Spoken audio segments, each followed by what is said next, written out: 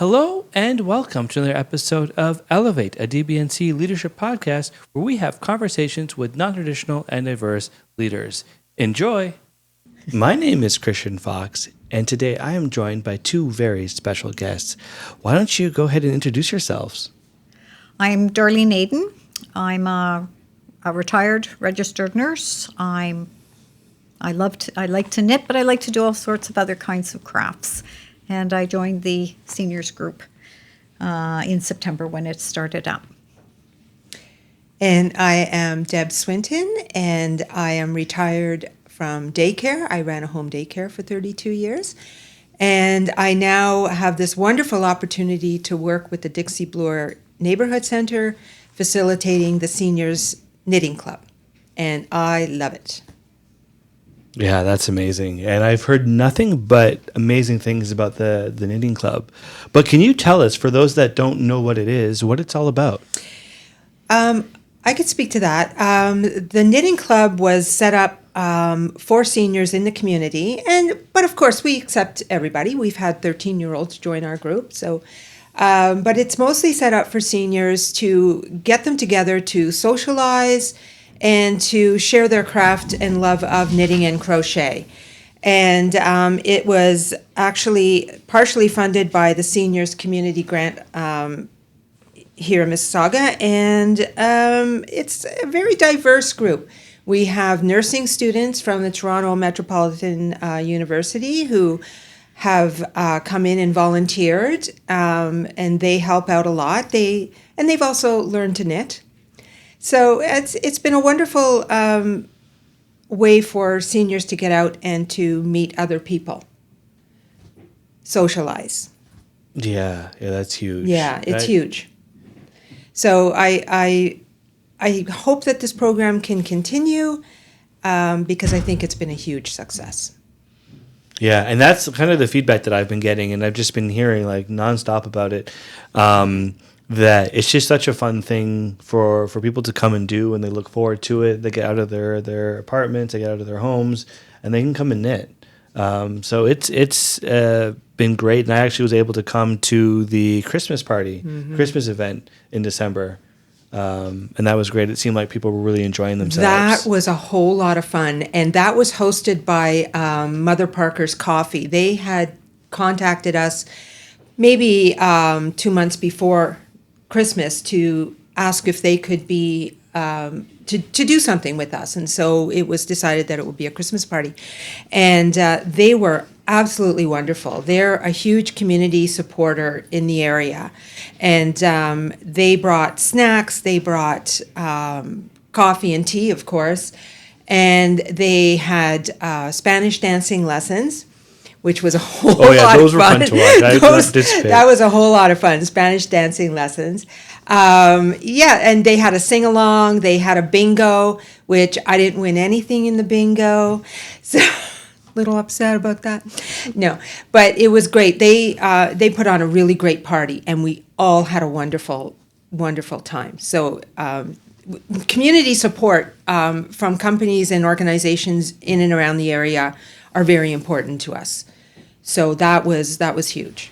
Yeah. It seemed a huge turnout. And just everybody I talked to just seemed to really enjoy themselves and to really enjoy knitting. Yeah. And one of the things about knitting that I feel like maybe is overlooked is that outside of just making something that's gorgeous, it actually has a lot of benefits outside of that. So what are some of those benefits? Of course, you have the community coming together. It's sharing your use of your hands, learning patterns which is good for the brain, and I find the camaraderie.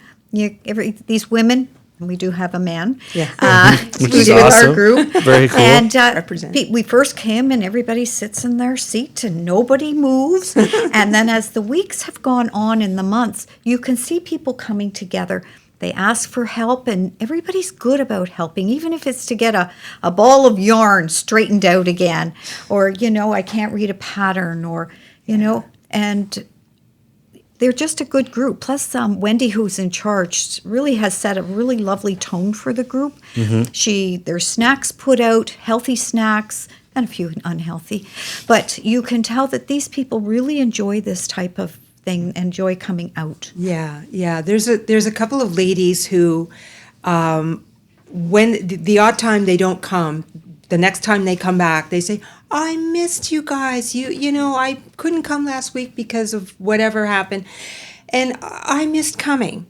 So I really feel that I haven't been there since the beginning because, you know, for whatever reason, I came in a little bit later. And so by the time I came, people had started to get to know each other. But now at this point, you know, 3 months later, it's like we've known each other for years. It's become it's become the social event in Mississauga to have this knitting club, and the ladies really enjoy it. They really love it. They come out. We had a snowstorm maybe 3 weeks ago. We had a snowstorm, and Donya and I, the other lady who facilitates with me, we didn't think anybody was going to come, and we had huge numbers. They come, rain or shine, they're there. Yeah. So that's how much they love it. Yeah, that's amazing. Yeah. And that's so great because I know, especially during COVID, that was a huge challenge for people. With the isolation. How do you think this has impacted that?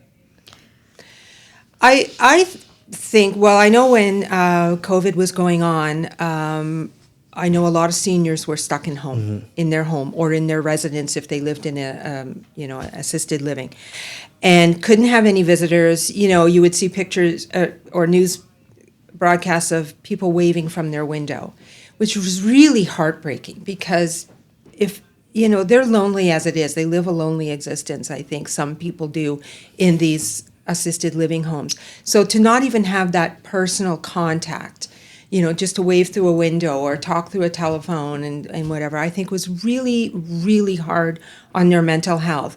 And I have read that some studies have shown that some people, it accelerated their decline in their mental health. So something like this, where we can now get out and associate with other people that have a common interest, has been a boon to the seniors in this area. And I'd love to see more of that, you know. So for their mental health especially, I think this has been fantastic for the ladies in our group. Ladies and one gentleman in our group. We don't want to leave anyone out. So, yeah, I think it's been fantastic for them, mental health-wise. And for the, there are people that, there's an Asian group that speak Mandarin, and there's a group of Spanish ladies. And, you know, when they come, they don't speak their English isn't great. They want to improve on their English, but just finding someone else, well, they sit beside each other and the chatter goes on. And we, you know, there was a lady who did some translations when the nursing students presented history of knitting, and they really enjoyed that type of thing. Yeah, So, Catherine was our volunteer who did translation from English to Mandarin and vice versa, and she was fantastic. You know, she was great, and so she really helped the Mandarin-speaking ladies to feel included.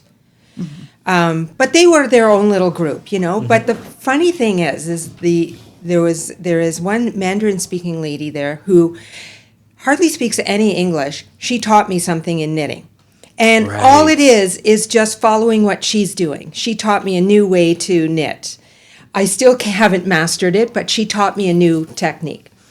And apparently I was doing my knitting wrong, according to her. You're doing it completely wrong. I was doing it completely wrong. Right. And so language is one thing, but we have the language of knitting. You know, we don't necessarily need to speak the same language, but we can learn from doing and watching. And so I learned this technique from her. And there was a Spanish lady there trying to teach me crochet. Well, that was a disaster, but at least she tried to teach me crochet by showing me how to maneuver the hook. So, yeah, you don't necessarily have to speak the same language, but we can understand each other through our actions. And I think that connects us as well.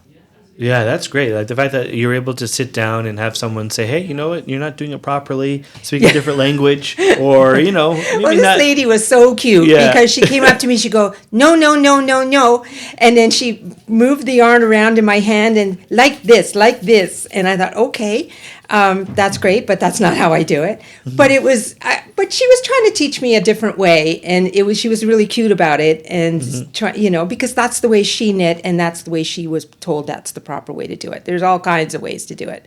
It all ends up the same. But it was just hilarious. She just grabs the needles and yarn out of my hand. No, no, no, no, no. And then shows me how to do it. Okay. I thought, okay. Yeah, but that's I love that, the fact that you guys can communicate even with the language barrier, but you're still talking about knitting, and it's a whole different language. Because I think you were talking, we spoke about patterns, and you were trying to learn some different patterns, and I'm like, I look at patterns, and I don't get how people do this. It's a whole It language. just seems beyond me. Yeah. But it's so great that it can bring you together and you can communicate across that. Yeah, yeah. And that's the other thing, too, is that patterns, even with the ladies who don't speak English, as long as they learn the basics of what an English language pattern is, K, this letter K means knit, this letter P means purl, they get it. And they know what to do. It's maybe called something different in their own language, but they know when they see it written on a paper, oh, that means K, that means knit, that means, and they get the basics of it. I've seen that. There's the more complicated patterns, maybe they don't fully understand because they're not in. But a couple of ladies have run the patterns through Translator and come close enough that they could make the project or the item. So. Yeah, that's very cool. So talking about patterns and projects, do you currently have any projects on the go that you're working on? Personally? Yeah, personally you? or for the group? I'm always knitting a little baby blanket. When they Yeah. have these nice big balls of wool, I'm going to make a baby blanket, and I always try and make a little hat to go with it. But it's a pattern. Oh, your I've used blankets for are gorgeous, Darlene. 40 They're years I've just made the beautiful. same blanket. So, but, They're yeah. absolutely I gorgeous. hate wasting a big ball of wool. I know. You get them for a really good price, and then you think, Yeah. I've got all this yarn. Yeah. Yes. Me, as a knitter, and I think all knitters and crocheters will tell you the same thing, we have many projects on the go. Right. And we have lots of yarn that we're probably not going to use, but we loved it so much we bought it. But many projects on the go. But as a group, we decided that it was best for the group to do their own thing. Because one of the ideas at the beginning of the group was to buy kits for everybody, and they all make the same thing, and then just donate it to Dixie Bloor to be auctioned off or sold off. And then we thought, no, you know what? Maybe they wouldn't want to make that. Maybe they want to make their own thing. And so we decided that it was best to have everybody just do their own project, whatever they want to make, and that's been really successful. Well, a lot of people just want to start with a basic scarf, especially Yeah. if they're new at it. They just Yeah. want to knit. Well, knitting is one thing, and then adding purling technique into it is another. So if it's a straight knit, and I just have to make sure I have the same number of stitches on the thing, halfway down they go, oh, wrong number of stitches.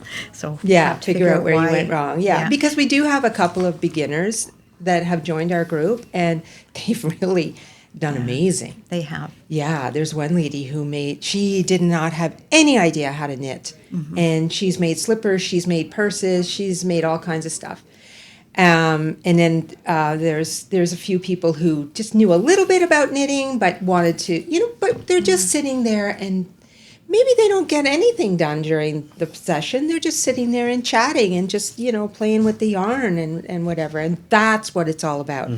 So Right. we didn't want it to feel like people had to sit there and make something and get this done. That wasn't the goal of the group. So that's why it was decided that it would be everybody just do their own thing. Yeah, and some people take their projects home. Yeah. One lady says, I have nothing to do. I knit sometimes till 1 or 2 in the morning. I put the TV on, and she says, I just keep knitting. Whereas some people will come and go, I didn't do anything all week. I'm back to the same one. Everybody's busy in their lives, and they just do what works for them, and that's fine. We're not here to put out a certain number of products. and everybody encourages everybody else, Some people have made some lovely toys and stuffed animals, and you go, wow. Yeah. So it's nice that everybody shares their skills too. Yeah, absolutely. Some of the items that are coming out of this group, the finished items will blow your mind. Absolutely amazing. Mm-hmm. The Mandarin speaking ladies are amazing crocheters, and they've come up with some stuff that's just way beyond my skill level, if anything. Yeah. So they're amazing. So it's really, really a diverse group too. Really a good group. It sounds like it's very welcoming. It sounds like everybody, gets along. It seems like there's not a lot of pressure. Is that a common thing? Because I've heard of other groups where, you go in and you're expected to be, you're not at a certain skill level. You can't be in this group. Exactly. I have gone to places like that. And that's why when my friend Bertha says, come to this seniors group, and I go, I don't do seniors groups. And it's because if you don't knit well and you've gone to a knitting group, you just don't feel welcome. Or whether it's cards or whatever you do as a senior, you would like to join in. But if you're not welcome, what's the point? It's frustrating, right. So you just don't bother. And that's why I don't usually do knitting groups, and I kind of, all right, let's see how it goes.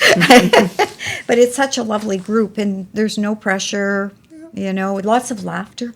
And I'm one for laughter and courtesy and kindness, and all of that seems to come into play with this group. But again, it comes from the ladies who have set up. It comes from Wendy, who puts the thing. She actually got everybody, when you join, she got everybody a knitting bag.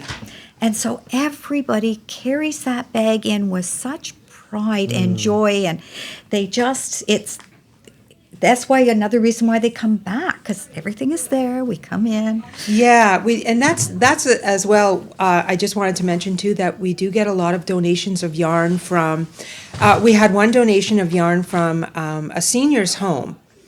Ladies and gentlemen, there are men who knit and crochet who moved into this senior's home, but because of dementia or some other issues, they can no longer knit or crochet. So they had all this yarn. So this person contacted us and asked if it would be okay to donate all the yarn from the home. And it was fantastic. Like, she came in with bags and bags of yarn. And other people, some of the members of the group bring in extra yarn. So it's all donated yarn. The people who are in the group, they just use the yarn, and they get very creative with the yarn, because you have, you got to use what you have. They get very creative with the yarn and make beautiful items from the donated needles and yarn. Yeah, that's great. Because I know, from my fiance, she's big into crocheting, so I know, how expensive yarn can be. When you can find good yarn, and when she gets good yarn, it's just so great, because it's okay, now I can do what I want to do. Well, yarn comes in all different kinds of thicknesses, and some people work with certain thicknesses better than others. And, you look at that yarn and go, no, thank you. Yeah. But someone else will pick it up, and they'll make beautiful things with it. Yes, exactly. Like, I have my type of yarn that I like to use, and it's usually mid-range yarn, and I'm comfortable with that. When you get to the yarn that's very thin and thread-like, no thank you, not my thing. But there's people in this group who just, work up this beautiful yarn in no time at all, and that's their thing, and that's great. Yeah, it's interesting to see the different, because seeing it from the outside, I didn't know there were so many variations of yarn, but it's great to see that there's so many different options for people to, to make different things. Yeah, it's sometimes easier to start with a big needles, big yarn. You see your result quickly, and so you're more apt to maybe try again. Yeah, right. You see that you've been successful at it. Yeah, absolutely. Yeah, that's good. I think that's so critical. But I know off air we were talking a lot about ageism, and I wanted to kind of chat about that, because I think ageism is described as the last socially acceptable form of discrimination. So can you talk about ageism and why it's so harmful for seniors? Seniors are sometimes put into a box, and you're old, you go into this building, they close the door, and I and you're forgotten. But we forget, as seniors, as we're getting there too, we're bags of knowledge. Yeah. And they do not pull the knowledge out of us. We are not allowed to share it. Some communities, cultures, their families live with them. And other families, that doesn't happen for whatever reason, and it doesn't work. But I think it's so important. But I like the idea where seniors don't always have to be with seniors. Seniors need young people in to bring that joy and life. If you ever watch a group of seniors and a little toddler comes in, like they're just mesmerized by the little ones. And, my old friend here, we talk about the same thing every day. But, a little one comes in, brings such joy. Yeah. Yeah, I think it's so important for young people to be comfortable being around seniors and just to interact with them, because as you say, you're like, seniors have a lot of experience, they have knowledge, and I think, we need to recognize that a lot more. Yeah. Than we currently do. No, we do. And I was fortunate enough that my grandmother lived with us when I grew up. She lived with us all my life growing up. And so she was like a third parent. So it was great because, we would hear stories of the old days, the 1900s, 1910, this kind of thing. So when you're a kid, 1910 was just, so long ago. But it was fun to hear that, and fun to hear the way that they lived back then compared to how we were living at that time. So it was knowledgeable for me because I got to hear the stories firsthand. But she was also a third parent, so you didn't act up. Yeah. It's interesting because I feel like I was in a very similar boat. My grandparents didn't live with us, but they lived 5 minutes away. So I saw them almost every day, and they were essentially third parents. And you talk about the stories that your grandmother would tell you. It's like I'd hear that from my grandparents, learn about what it was like growing up, what was school like for them. Yeah. Because they grew up during the Depression, and so I heard a lot about boarding. They're not boarding houses, but when they would just have people that would come live with them, and just how they would manage their money, and it's so fascinating to hear these stories because there's some things that are just so different that we just have no concept for, but other things are the same and they have the same kind of problems. But those stories are valuable because you can learn from those stories and those experiences, and I feel like a lot of people don't have that same. I don't want to say benefit, but that same advantage where you live that close to your grandparents, because when I talk to other people, it's like, oh yeah, they come in, maybe once every few months, or you might see them on Christmas, but if you don't see them every day, you don't have the same relationship. And I wonder I don't know if discomfort's the right word, but just because it's not as common, and as you say, seniors are put into homes, so there's a huge disconnect that I feel like needs to be corrected. Yeah. Hopefully. And we're also creating memories. And I say to my children, I have grandchildren, and I'll say, thank you for sharing your time with me, because you don't have to. But I really appreciate being part of your lives. Yeah. Oh, that's all right, Nana. My grandson says to me, we're a very loving family, And the things that come out of the mouth of babes, I tell you, you find out what's going on in the whole family if you just listen to them. And again, children, like seniors, sometimes don't get heard, and they need to be heard. Yes. So. Yeah. I often, because I worked with children for so long, and I'm talking, kids 6 and under for so long, I often say that toddlers, preschoolers, and older people have way more in common than we think they do. For the same fact that kids have feelings and emotions, and we tend to ignore them. Yeah. We do that with older people as well. We just think, oh, he's just cranky because, whatever, he didn't get his oatmeal today, whatever. And we ignore that. And so I think that with seniors, we really do need to acknowledge that they have feelings, they have thoughts and opinions on things that are happening, and we need to listen to them because they've got experience, and maybe they've been through this before. Maybe they've been through a hard time, and they can help you through it, whether it's divorce or whatever it is.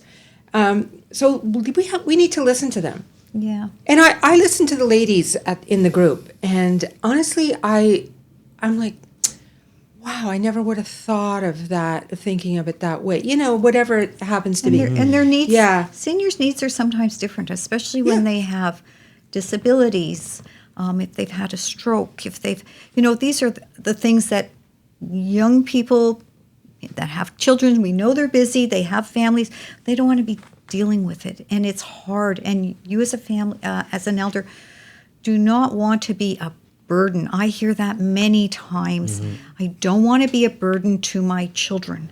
And we have to learn that you're not a burden, unless we make them a burden. Yeah. Yeah. And we can't do that to them.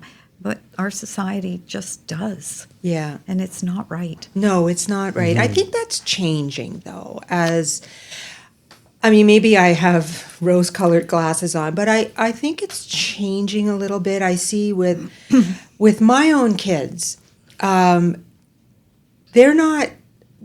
grown up now, so we don't have that kind of relationship where it's parent-child anymore. It's more like they're, as we jokingly call them, our roommates, because they still live with us. But they treat us with respect, and we treat them with respect. And I don't feel like if I'm asking my daughter to, do something for me, I don't feel like I'm obliging her to do it. I'm just saying, would you mind? And so maybe in my little world, it's changing. I hope that it's changing in society, that people just seemed, I don't know. Yeah, I get the feeling that I don't know if it's because maybe people were seeing, I think a lot has changed after COVID, or whatever we're in right now, or it's like people are we were all facing the same situation. Yeah. People are saying, okay, this is really how it's impacting seniors. So I'm hoping maybe that's maybe a little bit. And maybe the fact that now we, the younger generation, can relate to it because we also were struggling in COVID. Yes. And lockdown. So I don't know if maybe that has a that might be part of it. Maybe part of it. Because for me, the four of us, we were stuck together for Right. a year or so, whatever it was.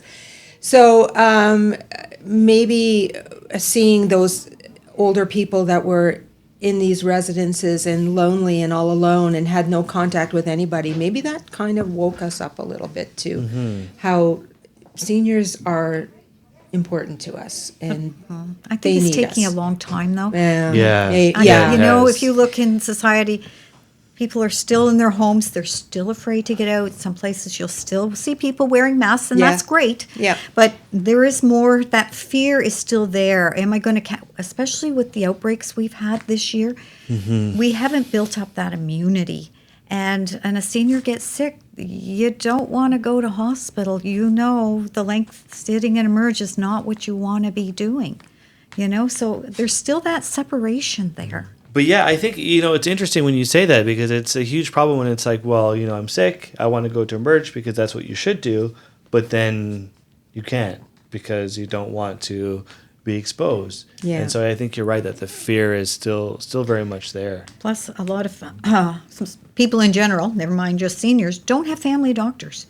I don't know about you, but how long do you sit on the phone? And if your hearing isn't great, and push number 1, push number 2, to reach a person is very difficult. Yeah. And then, now I got to tell my story, and am I going to be able to get an appointment? And, and sometimes, not all doctors, but some doctors will rush you in, rush you out, and are they meeting my needs? And again, and unless I'm finding that elders need advocates, a child, someone who comes with them, because you don't hear very well, and by the time you get to the end of that hallway, you've forgotten a good part of it. By the time you get home, you've forgotten even more.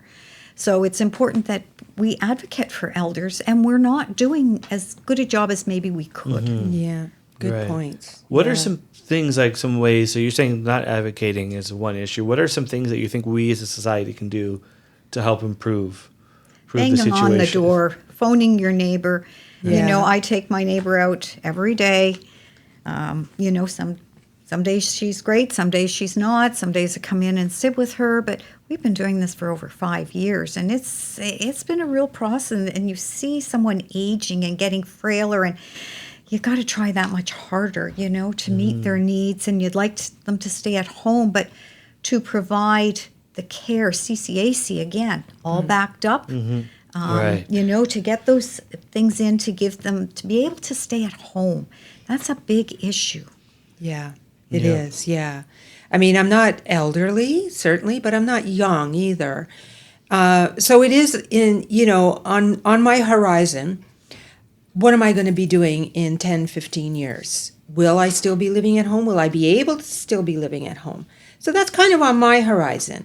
Yeah. And so I'm thinking, I have to start thinking ahead of what's going to happen and who's going to be there for me if, God forbid, something happens to my husband. Who's going to be there for me?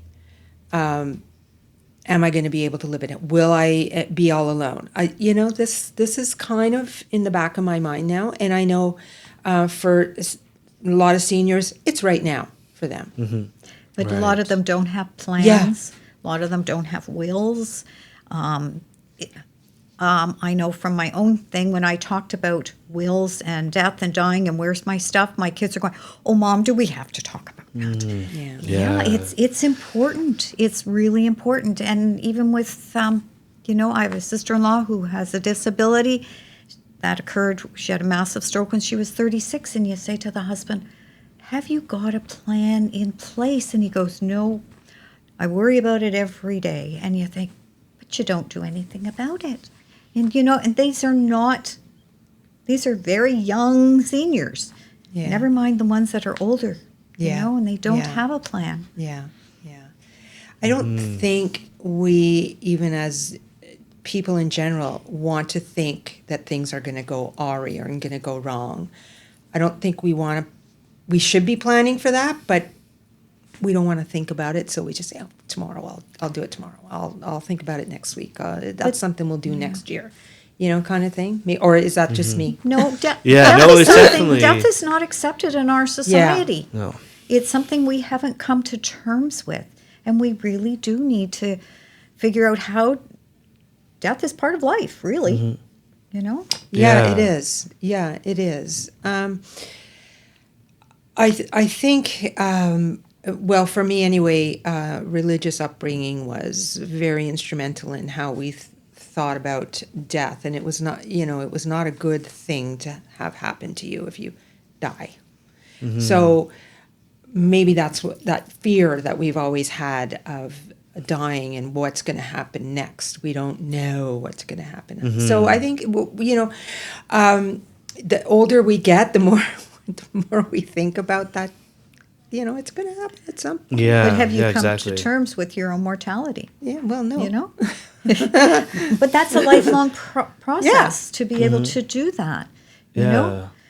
You know? And then when you add things like wills and all the other and estate issues, it's just there's so many things and so many terms. It's and overwhelming. People you have to call, and it's so I can definitely see not thinking about it. It's well, at least we don't have to think about it right now. And then it becomes a problem. You do. Because then you realize you get to a point where it's oh, I haven't thought about this, and now here I am. Well, some people feel I'm dead. Not my problem anymore. Well, this is it too. Right. It's yours, not mine. My husband and I learned at fairly young age that will and planning is important. Mm-hmm. Because my brother died when he was 19, and he was legally an adult, but he was still a kid. But legally an adult, and he didn't have a will. So the little bit that he had was a bit of a nightmare to have to sort out, because he was not a kid. My parents had no say in anything. And so we learned that, it's really important to be prepared. So we have a will, and our kids know about it, and we've got plans in place, and it's always fluid because things change. Mm-hmm. So it's important to plan. We could be planning more, but at least we have that. Mm-hmm. Right. Yeah. Yeah. It's definitely something that I think, honestly, if you're listening to this, start thinking about it, start planning, because it really does save a lot of time in the long run. But it is definitely something like very scary to think about. Well, it's a lot Yeah. easier to do it when you're older, like when you're alive, than when you're dead. Well, yeah. Like with my mother-in-law, as she got older, now I put my name on all her accounts and even her telephone, her hydro. So when the time came, because my name was on it, it was easier to stop instead of show me the death certificate. Yeah, Go to that's those all. thi- That's exhausting. Those Yeah, are that's a easy good things point. to fix, and because Yeah. I've had two estates to clean up in the past Oh, wow. few years, I learned a lot. So actually, I put a book together. So my daughter, all she has to do is go flip, flip, flip, and it'll work for That's her. actually a really great idea. Yeah. Yeah. Yeah, know, definitely. To know what to do. Yeah. Yeah, and I'm sure there's lots missing, but at least you got the basics. got the majority covered. The rest Yeah. can clear itself up Yeah. in time. But yeah, it's good. That's Yeah, actually a really definitely a good good idea. strategy for sure. I learned that when I went. I had to do an estate over in Tenerife and in Spanish, and it was. Oh wow. Yeah, and it was a mess. So sounds like a nightmare. It Yeah, was a nightmare. yeah. 3.5 years, and a lot of work. But I got a lot. And then my mother-in-law died.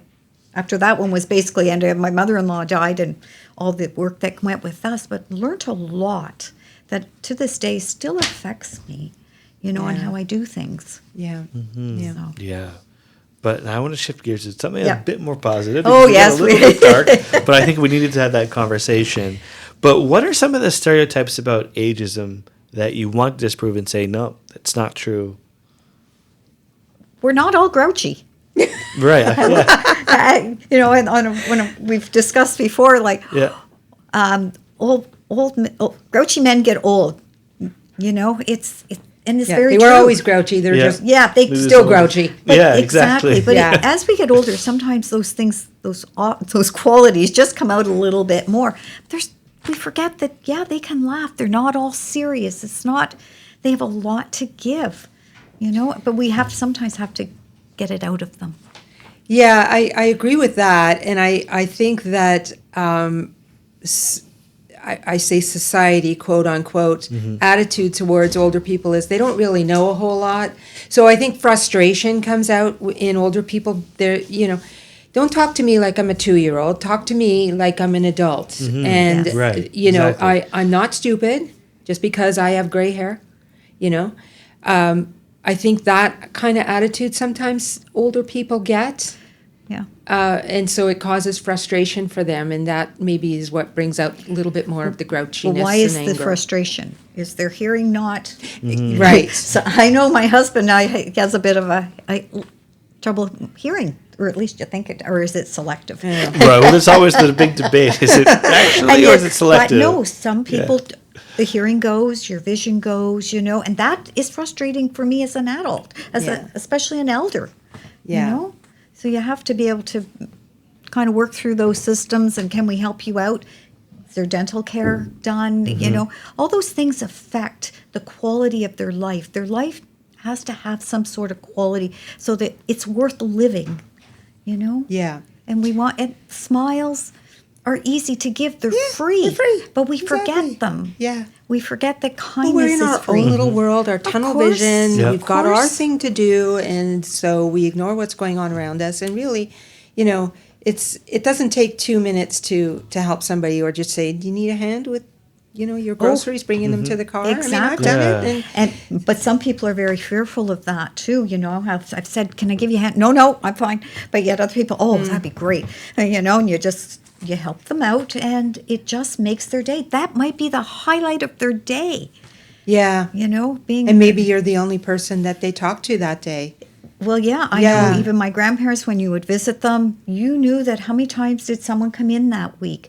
Elders. So I worked for an elderly practice, and you knew that appointment was so important for them because that's what they did that week. Yeah. And they need Which is something sad, to. right? They need I to bring remember- something to the conversation at supper time. Yeah. Yeah, I remember even before my grandpa passed away, one of the things that it broke, like my mom and I were just like, we gotta figure this out, because he was saying at one point, it's like, well, we were like, well, are you socializing with people? And he says, well, I've got the grocery guy that comes in on Tuesdays and Thursdays. And it's like, it made us laugh a little bit, but we're like, Yes. wait, that's like that's his main, Yeah.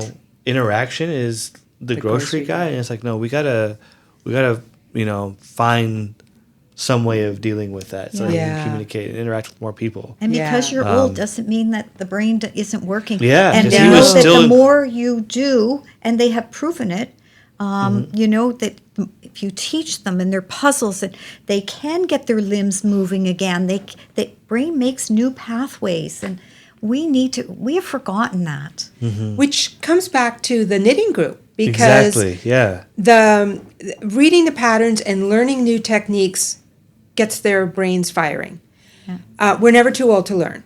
And so, I've taught a couple of things to some of the older ladies who, have do beautiful knitting, but they didn't know this technique.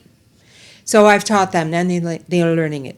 It limbers up the hands. I've read that people with mild arthritis benefit from knitting and crocheting because it limbers up the hands and the fingers. So it's good for them in that sense. And then just to have the group all come together, and we're all around the same age group. So we all have things in common, and we talk about the things that we have in common that maybe when they talk to their children, they're like, who cares? I don't care that, you listened to that when you were a teenager. But I get it because I listen to the same music maybe, so it's the camaraderie. It's the learning new things in knitting. There's always new things to learn in knitting. So there's that, and there's the, the mobility of it, and the mobility in terms of also getting out and having a purpose. You have a purpose. You're going to go to the knitting group every Tuesday afternoon. So you make a point. That's your Tuesday afternoon. Yeah, some of these ladies come by wheel-trans. Yes. They have walkers. Yeah. And those, for some people, I don't want to go because I have a walker. But it's becoming, I think, a little more prevalent that people have walkers, and it's okay if you can get them in and out of your vehicles, and they're more comfortable with it. Yeah. Yeah, absolutely. Yeah. And I mean, as I touched on before with the snowstorm, we figured, there's not going to be anybody coming. And, people came, and they made it through. They took the bus. They, walked the, couple of blocks to get to the church. So it was important for them to get up, and they had a purpose to get up and get out and go, even on a terrible snowstormy day. So that really showed me that this group is important to people.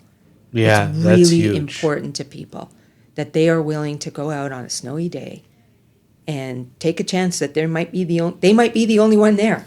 And it turns out that everybody else thought the same thing too. So that was great. That was really fantastic. Really, really that's so lovely. important to have that, to have something to have that purpose, because even on weekends, sometimes I feel like if I've got nothing going on, I think in my head, I'll have the day to relax, but if I'm not actually achieving anything, it can hurt a little bit. So it's nice that people who are retired, and if there is a group out there like the knitting group, that they can say, okay, on Tuesdays and Thursdays or whenever it is, I'm going to make my way there. Yeah. I'm going to knit something. Yeah. And just by hearing that, they're willing to come. They're willing to venture through snowstorms to get there. Yeah. I think it's got to be the highest compliment that you can get. And I for think the at group. one point, Wendy also had bus tickets for some Yes, of them, yes. which, again, encourages them, because I'm sure some people just don't have the money. When you're a senior and you live on a fixed income, do I eat or do I do transportation? What do I do? But if my needles and wool are free and she's given me tickets that I can be there, that all makes a difference. And Yeah, I've got something to absolutely. eat while I'm here. Yeah. Good Yeah. conversation. That fills a Yeah. whole afternoon. Yeah, it exactly. does. Yeah, and it's, I've noticed a couple of people who were maybe didn't speak English so well were very shy and reserved at the beginning, but as the group has come along, they've really come out of their shell, and they may not speak as English as well as you and I do, but they get their point across, and they're making an effort to socialize with people through their actions or through, just showing people what they've made. They may not know how to say it, but they'll show you, this is what I made. And so oohs and ahs and all of that. So I've really seen a a few people come out of their shell and really try and improve their English and just be social. You know, it just occurred to me that it takes courage for these these elders to come out.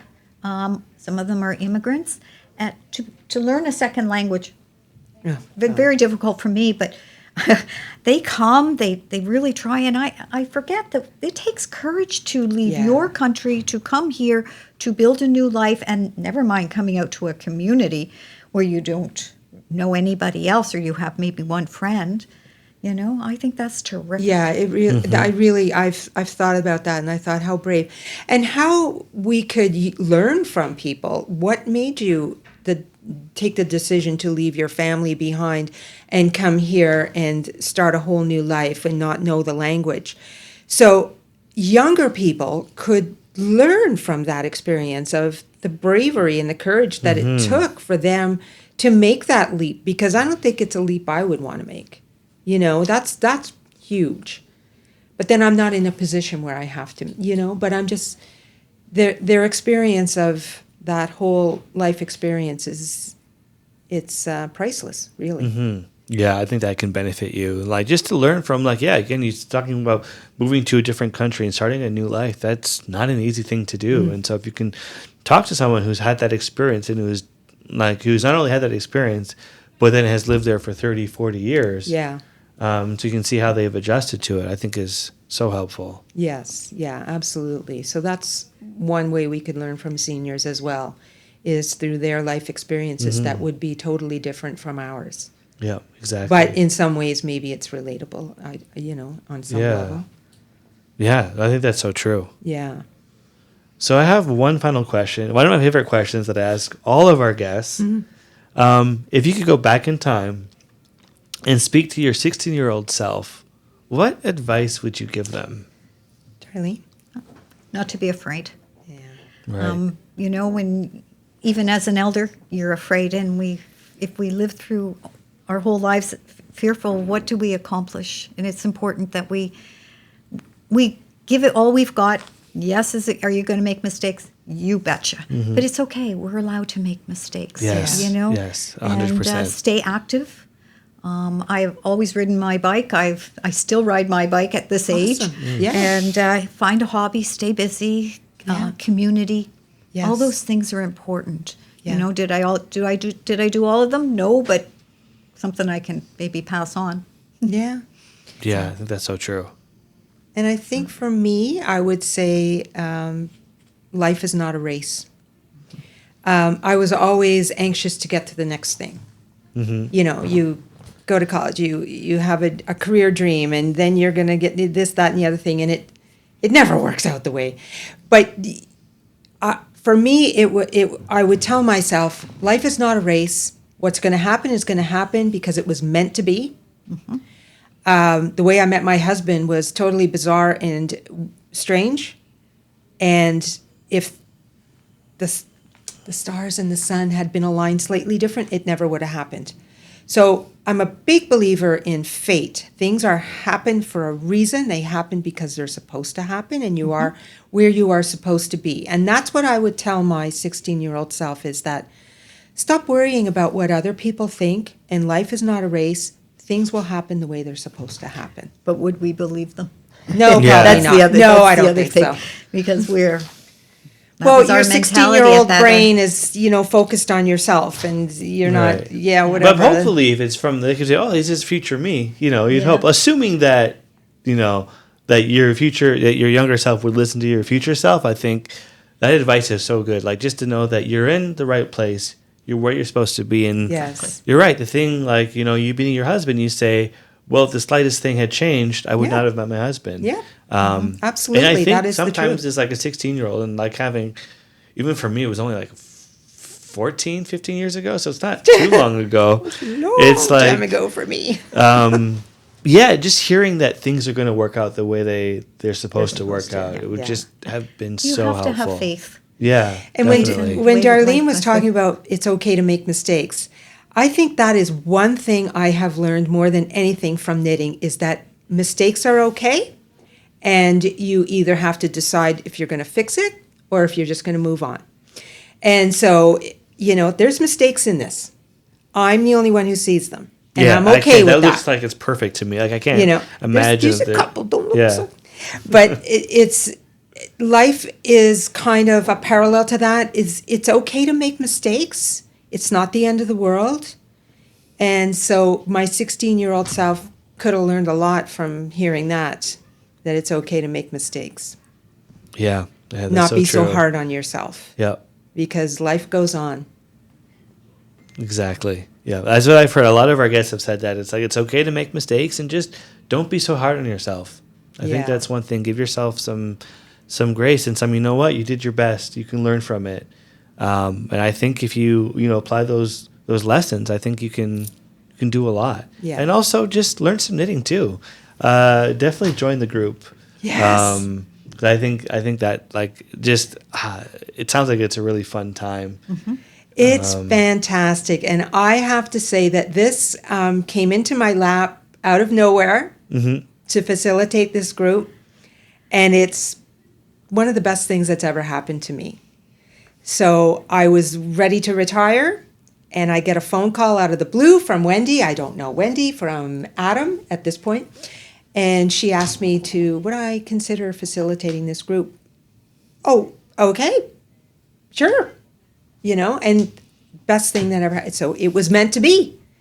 I was meant to be in your life, Darlene. That's so great. Thank you, Deb. I actually love that. That's awesome. Yeah. So things are supposed to happen the way they happen. That's just been my philosophy all my life. And so it continues to be. Yep. I think that is so true. But thank you both for coming here today. And it's been a really, really great conversation. Yes. A little different than the first. Yep, exactly. This was really nice. It was really nice. Thank you. Thanks. Thanks, Christian.